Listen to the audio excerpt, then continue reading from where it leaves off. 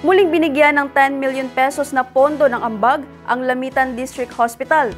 Mula nang maging katuwang ng ambag program, umabot na sa 7,575 ang kabuang bilang ng mga pasyenteng natulungan ng Lamitan District Hospital. Ang kwentong pagpapaunlad sa serbisyong pangkalusugan mula kay Criza Chavez. Mula nang maging katuwang ng ambag program, umabot na sa 7,575 ang kabuang bilang ng mga pasyenteng natulungan ng Lamitan District Hospital.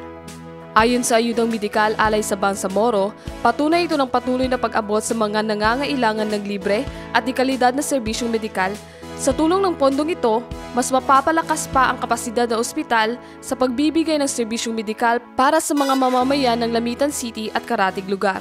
Ang pondo ay personal na tinanggap ni Jackie Lou Esma Castillo, ang Chief of Hospital ng Lamitan District Hospital, bilang suporta sa pagpapatuloy at pagpapabuti ng mga serbisyong pangkalusugan para sa mga pasyente.